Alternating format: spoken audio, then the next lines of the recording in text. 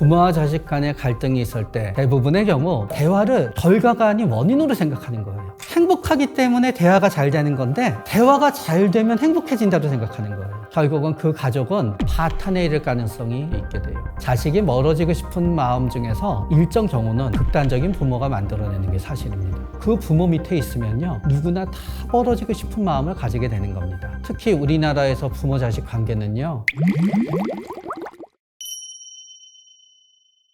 부모와 자식 간의 거리는 어느 정도가 적절할까요? 부모와 자식에 따라 약간은 달라지게 됩니다. 네 가지 경우를 갖다 생각해 볼 수 있겠습니다. 부모는 항상 모든 사람들을 만났을 때 다 친하게 지내야 된다고 생각합니다. 자식도 모든 사람들을 만났을 때 굉장히 친하게 지내야 된다고 생각합니다. 그렇다 그러면은 이들의 관계는 같이 있는 시간이 많으면 많을수록 좋은 관계가 됩니다. 부모는 모든 사람들을 만날 때 대부분 거리를 둡니다. 모임도 없습니다. 혼자 있는 걸 매우 좋아합니다. 자식도 혼자 있는 걸 매우 좋아합니다. 이분들의 거리는 멀면 멀수록 안정됩니다. 그리고 자식과 부모 둘 다 옆에서 보기에는 부모 자식 사이가 너무 소원한 거 아니야 하지만 이분들은 오히려 소원하다고 느끼지 않습니다. 그러나 우리의 고민은 여기에서부터 시작됩니다. 만약에 부모님이 자식이랑 친하게 지내고 싶어 하는데 자식은 심리적 거리를 확보하고 싶은데 사랑해주고 사랑을 확인하려 할수록 점점 더 싸우고 결국은 미움의 대상이 되어버립니다. 결국은 이럴 때는 더 이상 미움의 대상이 되지 않는 게 중요합니다. 상반되는 성격을 가졌을 때 사랑받고자 하는 사람이 약자가 될 수밖에 없습니다. 왜냐? 우리는 사랑받고 싶습니다. 그런데 사랑받기 위해서 제일 중요한 거는 상대방이 싫어하는 일을 안 하는 겁니다. 누가 나를 사랑해줬으면 하잖아요. 그 사람이 원하는 대로 해줄 수밖에 없습니다. 요새는 많이 줄었다고 생각합니다. 그러나 아직도 자식을 때리는 부모는 꽤 있습니다. 누가 나를 때리는데 달아나는 건 본능입니다. 자식을 욕하는 부모 아직도 꽤 있습니다. 특히 우리나라에서 부모 자식 관계는요, 중학교에 들어가면서부터 부모 자식 관계가 아닙니다. 중학교 때부터 고등학교 졸업할 때까지 성적이 좋으면 칭찬받고 성적이 나쁘면 야단 맞습니다. 도대체 회사 무슨 차이가 있습니까? 그런데 공부를 안 해서 못하는 것일까요? 공부를 열심히 해서 잘하는 것도 있지만 사실은 공부를 잘하기 때문에 열심히 합니다. 공부는 애초에 잘한다라고 얘기를 들으면요, 반에서 2, 3등은 해야지 잘한다는 얘기를 듣습니다. 결국 우리 대부분은 공부를 못합니다. 부모한테 야단 맞습니다. 야단 치는데 멀어져야지요. 멀어지고 싶은 마음을 가지는 게 아니라 멀어지는 게 정답이 되는 거예요. 부모는 공부를 못해서 뭐라고 한다고 생각하잖아요. 자식의 입장에서는 공부 때문에 이 일이 전부 생깁니다. 이런 경우는 사회생활하게 되잖아요. 부모 자식이 다시 가까워지고는 합니다. 이미 독립해서 살고 있는데도 부모가 자식으로 인해서 상처받는 경우가 많습니다. 어떤 부모님은 전화로 상처를 줍니다. 그러나 전화로 상처를 주는 경우에는 두 타입이 있습니다. 부모님이 사이가 나쁩니다. 부부싸움만 하면은 아버지는 자식한테 전화해서 엄마 욕을 합니다. 자식은 상처받게 되지요. 독립을 하더라도 바뀌지가 않습니다. 그렇다고 해서 전화를 갖다 안 받으면은 양쪽에서 다 자식을 갖다 비난합니다. 결국은 그 가족은 자식이라는 구심점 하나만으로 이어지고 있기 때문에 부모의 싸움이 계속되는 한 몸은 독립을 했더라도 부모로부터 상처받게 됩니다. 어떤 부모님은 멀어지더라도 독립된 곳을 갖다 찾아와서 청소를 해준다, 뭐를 해준다 명분으로 계속 삶에 간섭을 합니다. 그런데 부모님이 삶에 간섭을 하는 가장 커다란 유형은 내가 사랑하는 사람에 대해서 탐탁하게 여기지 않기도 하고 내가 가지는 직업에 대해서 안정되지 않다고 비난하기도 하고 자식이 멀어지고 싶은 마음 중에서 일정 경우는 극단적인 부모가 만들어내는 게 사실입니다. 그 부모 밑에 있으면요, 누구나 다 멀어지고 싶은 마음을 가지게 되는 겁니다. 그러나 이런 경우도 있습니다. 아이들은 타고 태어날 때부터 독립적인 아이들이 있습니다. 그런데 굉장히 충동적인 아이들이 있습니다. 앉아있을 시간이 없습니다. 항상 뛰어다녀야 되니까 부모와 멀어질 수밖에 없습니다. 부모는 항상 그 아이들한테 공부하라 뭐라 야단치게 됩니다. 매우 활동적인 사람들은 어떻게 보면은 부모가 시키는 대로 하지 않고 부모로부터 어렸을 때부터 멀어지려고 하는 셈이 됩니다. 나중에 나이가 들어서도 친구들과 노느라고 바빠서 부모랑 계속 멀어진 삶을 살게 됩니다. 그러나 또 이런 경우가 있게 됩니다. 아주 어려서부터 내향적인 사람이 있습니다. 빨리 자기 방이 생겨서 자기 방에서 나오지 않기를 원합니다. 그러나 어떤 사람은 중학교 때가 되면서 활발함이 줄어들면서 비로소 내향적이 되는 분들도 있습니다. 프라이버시가 중요해서 부모로부터 멀어지게 됩니다. 결국은 첫 번째, 진짜 부모가 자식을 괴롭히는 경우, 진짜 밖으로 돌아다니면서 노는 거를 좋아하는 경우, 진짜 내향적이어서 혼자 있는 시간이 꼭 있어야만 되는 사람들, 부모와 일정 부분 멀어진 거리를 추구합니다. 틀어진 가족관계의 책임이 부모 책임만은 아닌 경우가 굉장히 많습니다. 가정교육이 잘못돼서 누군가 나쁜 짓을 저지른다라고 얘기합니다. 그러나 가정교육이 소위 잘 되었는지 잘 되지 않았는지는 기준에 따라 다른데요. 가정교육이 잘 된 집은 자식이 안 그러는지에 대해서 실질적으로 역학조사나 연구나 대단히 통계는 없습니다. 훌륭한 부모 밑에서도 악독한 자식이 나올 수도 있습니다. 어렸을 때부터 맨날 부모님 물건 훔치고 돈 훔치고 밖에 나가서 사람들이랑 다투고 어떻게 그 부모가 자식을 가만히 내버려 둘 수 있겠습니까? 부모가 굉장히 많이 자식을 도와주면 자식을 의존적으로 만든다고 얘기합니다. 그러나 사실은 자식이 의존적이기 때문에 부모가 계속 도와줘야 되는 경우가 더 많습니다. 부모가 자식을 너무 많이 야단쳐서 자식도 폭력적이 되었다고 얘기하긴 합니다. 그런데 부모와 자식이 닮는 경우가 있습니다. 어렸을 때부터 보고 배워서 닮는 게 아닙니다.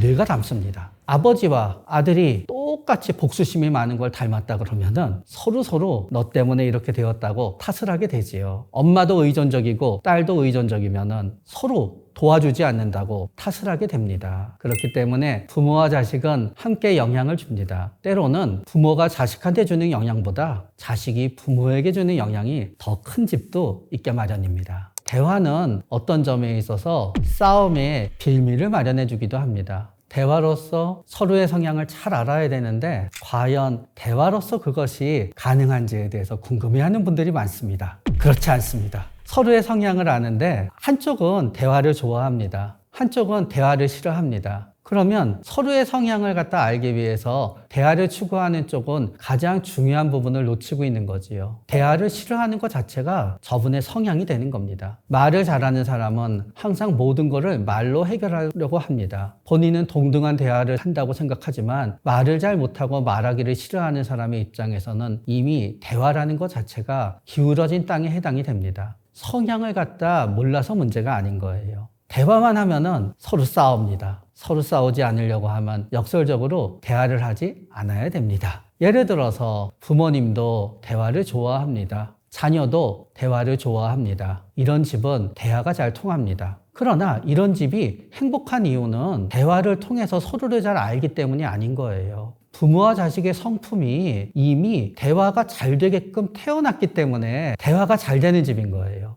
그런데 상담하시는 분들이나 많은 가족 치료하는 분들은 대화를 결과가 아닌 원인으로 생각하는 거예요. 행복하기 때문에 대화가 잘 되는 건데 대화가 잘 되면 행복해진다고 생각하는 거예요. 그래서 만나기만 하면 싸우는 집한테 계속 대화를 통해서 문제를 해결하라 그래요. 그러나 이럴 때 대화는 문제를 해결하는 도구가 되는 게 아니라 점점 더 싸우는 도구가 됩니다. 대화가 모든 문제를 해결한다는 것은 별로 그다지 현실적이지도 않으며 모든 사람한테 권할 수 있는 게 되지 못한다고 생각합니다. 둘 중에 선택을 하라 그러면은 무관심한 가족이 낫습니다. 이 세상에는 적극적 고통과 소극적 고통이 있습니다. 적극적 고통의 문제는 뭔가 하면은요, 서로 싸우면서 고통의 강도가 더해진다는 겁니다. 큰 싸움을 안 하기 위해서는 그때그때 불만을 풀어야 된다고 얘기하는데요. 그때그때 불만을 많이 풀게 되면은 점점 역치가 올라가게 돼요. 처음에는 약간 언성만 올려도 충분히 화를 냈다는 느낌을 받습니다. 그 다음에는 상대방이 들리지만 상대방한테 하는 얘기가 아닌 것처럼 에이씨 거로도 충분히 화를 냈다는 생각이 듭니다. 그 다음에는 상대방의 면전에 대고 욕을 하면 화가 났다는 생각이 듭니다. 그 다음에는 물건 집어 던지면 충분히 화냈다는 생각이 들면서 미안한 마음이 듭니다. 그러나 그 다음에는 그래서는 안 되지만 상대방을 때려야 화가 났다는 느낌이 들잖아요. 내가 그 정도로 올라가 있는데 물건 집어 던지잖아요. 물건 집어 던져놓고 나서 이 정도면 내가 잘 참았다라고 생각하게 됩니다. 다툼의 문제는 제어가 안 된다는 거예요. 적극적으로 서로 고통을 가하고 고통을 주고받는 거는 어디에서 멈추게 될지 알 수가 없습니다. 파탄에 이를 가능성이 조금이라도 있게 돼요. 그러나 소극적 고통은요, 더 이상 나빠질 것이 별로 없습니다. 그러면 삶은 저절로 가까워질 계기가 되었을 때 가까워지면 됩니다. 그래서 많은 분들은 아무 대화도 없는 것보다는 그래도 싸우는 게 낫다고 얘기하는 분들이 있지만 그분들도 막상 자신의 삶에서 선택하라 그러면은 아무 대화도 없는 쪽을 선택하실 겁니다.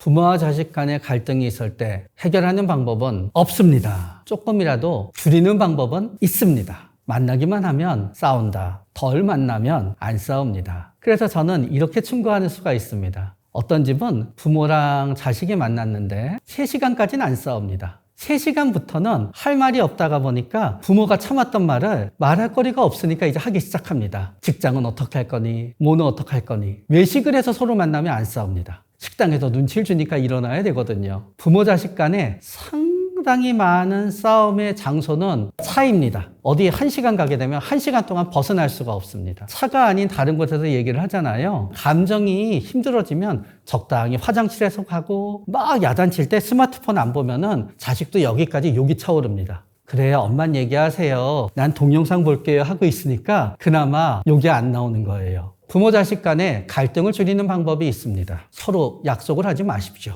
저는 결과적 거짓말이라는 말을 사용하게 됩니다. 일찍 들어온다고 부모님께 얘기할 때 진심이었습니다. 그러나 친구들이랑 있다가 보면은 일어나지 못해서 늦게 들어오는 것 또한 진심입니다. 그럼 부모님은 얘기합니다. 너 왜 맨날 일찍 들어온다고 거짓말 치는 거야? 자식은 거짓말을 친 적이 없어요. 나이 들게 되잖아요. 부모와 자식의 관계는 역전됩니다. 아버지, 이렇게 기름기 많은 거 드시면 안 돼요. 이번에 심장 스텐트 하셨잖아요. 자식이 부모를 야단칩니다. 결국은 그분들은 자식이 됐건 부모가 되었건 약속을 안 지키는 게 아니에요. 약속을 못 지키는 거지요. 상대방이 안 하는 거에 대해서 못 하는 거라고 조금은 너그럽게 서로 봐주는 거예요. 그리고 가급적 약속을 하지 말고 약속을 받아내지도 맙시다. 싸우는 거는 우리 집에서 약속이란 단어를 없애면서 사라지게 됩니다. 부모님들은 얘기하십니다. 눈에 보여도 걱정, 눈에 안 보여도 걱정이라고 얘기합니다. 많은 사람이 부모님한테 하는 것 중에 당신의 인생을 재밌게 살아야지 자식 생각을 덜 할 게 아니야. 그렇지가 않습니다. 자식이 진짜 문제가 있는 경우에 자식을 관리하지 않을 수가 없게 됩니다. 맨날 허황되게 일확천금을 누리는 친구들과 어울려 다니는 자식이 맨날 빚을 얻으면은 부모가 그 빚을 갚아줍니다. 부모가 자식이 어떻게 하고 다니나를 갖다 살펴보지 않을 수 없습니다. 그러나 그렇게 자기 멋대로 하고 싶고 자기 마음대로 하는 자식일수록 부모가 자신한테 집착한다 그럽니다. 그러나 가끔 저는 자식이 유학을 간 경우를 보게 되거든요. 유학 가면은 별로 걱정 안 하시더라고요. 자식을 멀리 떨어뜨려 놓을수록 집착을 버리게 됩니다. 가족관계가 스트레스인 분한테는 가족관계도 어떤 점에서 인간관계입니다. 인간관계는 내가 노력한다고 해서 내 뜻대로 잘 되지 않습니다. 그러나 반대로 아무 노력하지 않아도 잘 되기도 합니다. 가족 중에 누가 원하는 걸 해주는 것보다 그 사람이 싫어하는 걸 안 하는 게 우선입니다. 그리고 마지막으로 가족에게 도움을 주고자 할 때는 상대방이 원하는 거를 원하는 때 원하는 만큼 도움을 주면 됩니다. 상대방이 원치 않는 거를 원치 않을 때 원치 않을 정도로 도움을 주면요, 그건 도움이 아니라 오히려 피해입니다. 자식과 부모님께 드리고 싶은 조언이 있습니다. 제 삶을 겪으면서 알게 된 건데요. 젊었을 때 50살인 저희 부모님을 보면서 완전하신 분일 거라고 생각했습니다. 그러나 50살이 되어 보니까 저는 굉장히 취약하고 불안한 사람이었습니다. 부모는 완전하지 않습니다. 그러나 많은 자식들은 부모는 언제나 본인을 사랑해주고 지지해주고 아껴줘야 된다고 생각합니다. 부모가 그러지 못하는 이유는 사랑이 부족해서가 아니라 부모도 인간이고 인간적인 능력에 한계가 있고 자식이 생각하는 것처럼 완벽하고 성숙된 사람이 아니기 때문입니다. 자녀 역시 부모가 생각하는 것처럼 엉망이 아닙니다. 집에서 자녀를 보면서 방을 안 치우면 회사에서도 그럴 거라고 생각합니다. 그러나 집에서 보이는 자녀와 밖에서 보이는 자녀는 다릅니다. 부모가 생각한 것보다 자녀는 굉장히 훌륭하며 완성된 상태일 수도 있습니다. 자식은 부모에 대해서 불완전함을 수용하고 부모는 자식에 대해서 내가 바라보는 것보다는 이 사회에서 가치 있는 일을 하고 있다고 인정해주면 보다 더 행복하게 살 수 있습니다.